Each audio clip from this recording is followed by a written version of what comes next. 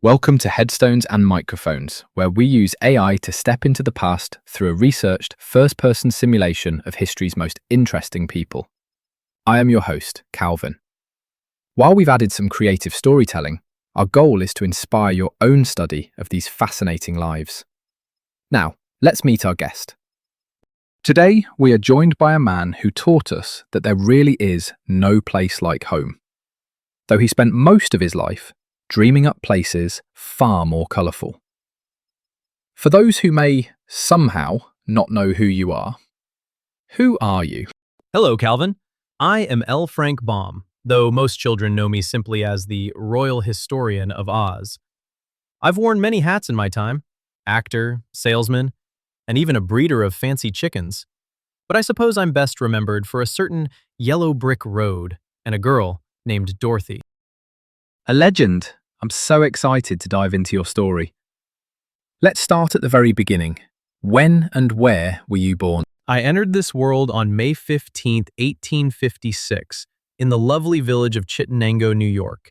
It was a beautiful place to start a life. And what was your given name at birth? My parents named me Lyman Frank Baum. Lyman Frank. Is there a story behind that name? Oh, I always felt Lyman was a bit too stiff. It was actually my uncle's name, but I much preferred Frank from the time I was a small lad.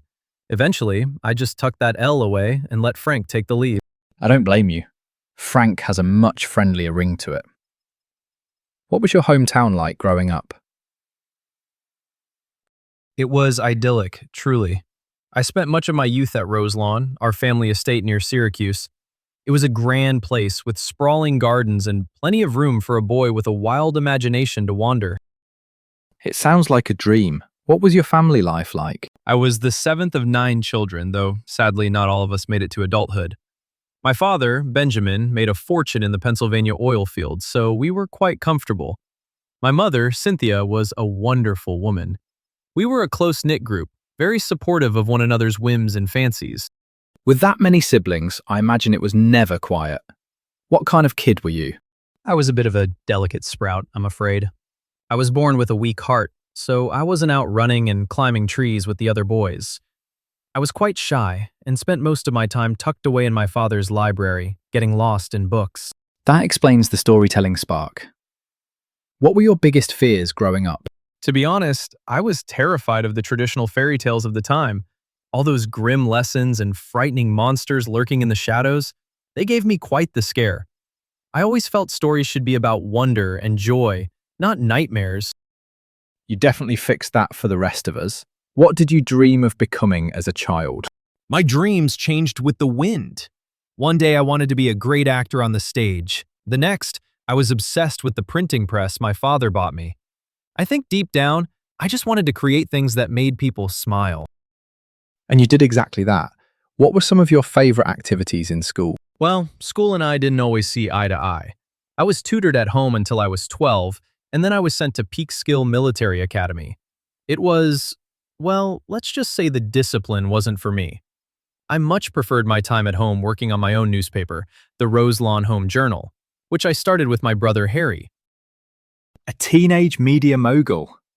So what was your first real job? Aside from my poultry journal, yes, I was very into breeding Hamburg chickens. My first real foray into the world was in the family oil business. But my heart just wasn't in axle grease, Calvin.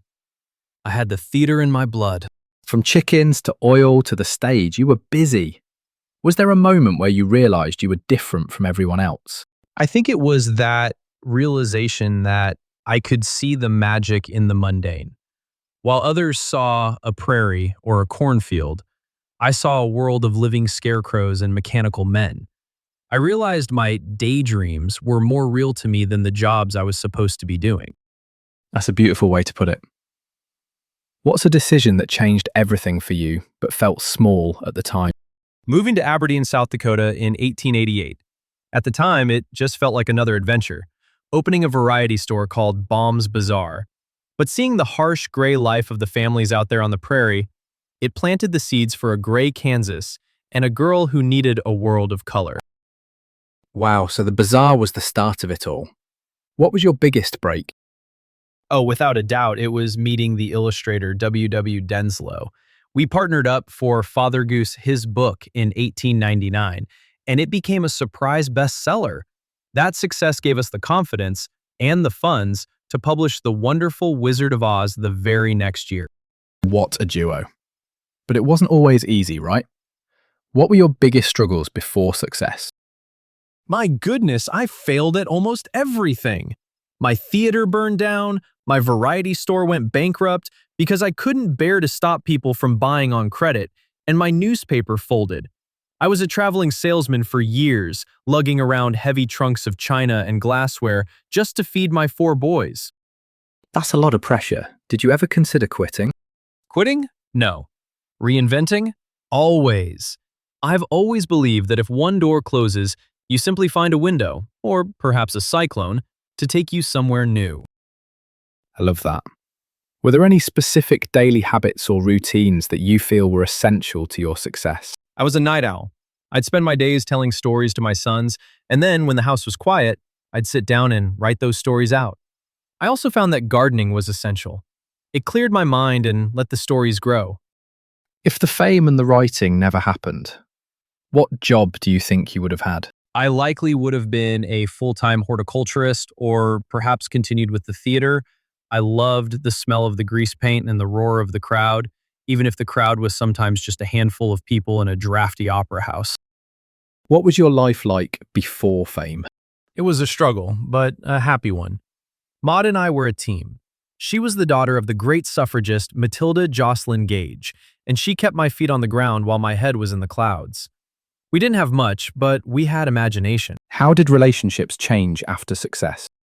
You certainly get more letters. I received thousands of letters from children asking for more stories.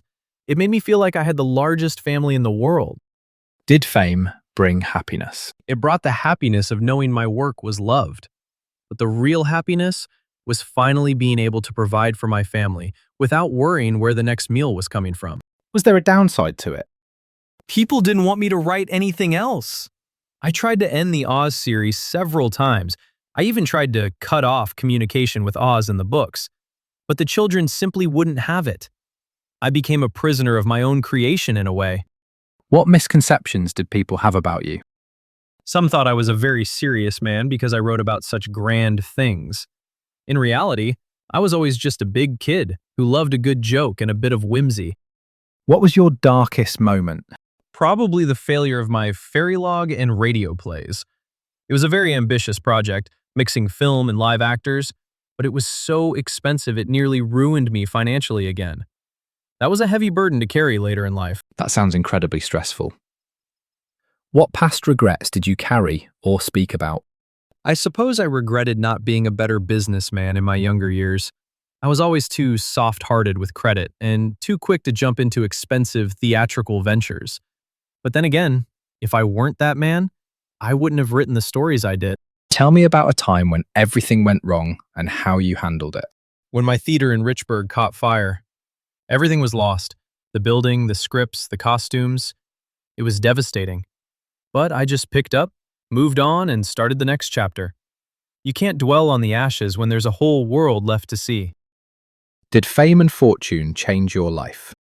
It allowed me to move to Hollywood and build a home I called Oscott.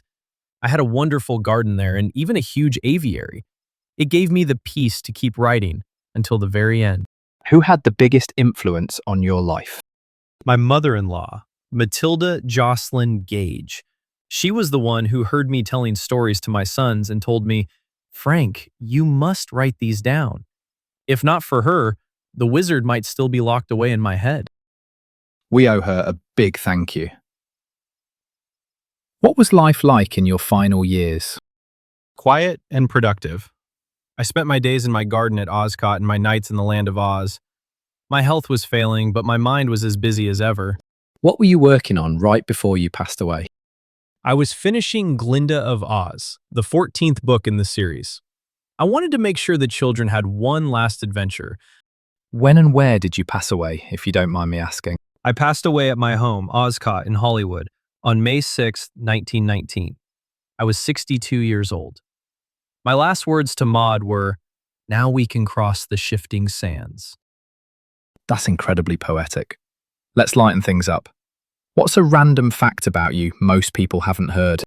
I was a champion of window shopping.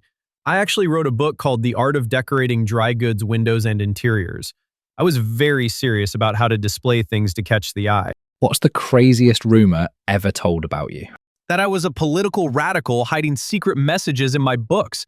People have spent decades trying to prove Oz was a metaphor for the gold standard or populism. I always laugh at that. I just wanted to tell a good story for the little ones. What was your most unique habit? I was constantly chewing on a cigar, though I rarely lit it. I just liked the taste of it while I was thinking up new characters. What was your favorite food? I had a great fondness for fudge. There's something so delightfully simple and sweet about it. Did you have any known rivalries? Not a rivalry, per se, but I did have a bit of a creative falling out with my illustrator, Mr. Denslow, over the royalties and credits for our stage musical. It was a shame, but we both went our separate ways. Tell us a story nobody talks about. When I was a fancy chicken breeder, I once won so many awards that people started calling me the Chicken King of my area. I take a lot of pride in my hamburgers. What advice would you give people chasing success? Don't be afraid to fail, and never let your imagination grow old. Success isn't always finding the pot of gold. Sometimes it's just enjoying the walk along the road. Frank, this has been an absolute delight. Do you have any closing remarks or stories you'd like to share with our listeners before we sign off? Only that I am so happy to see that the Land of Oz still lives on in your hearts. It's a wonderful thing to know that a story can travel through time like this. Thank you for having me, Calvin. It's been a marvelous chat. Thank you so much, Frank Baum, for stepping out of history to talk with us. That was a truly magical look at the man behind the curtain. And that wraps up another conversation from Beyond the Grave. Thanks for joining us on the Headstones and Microphones podcast. Remember, legends may die, but their stories never do. Please help spread the word by sharing and following the pod.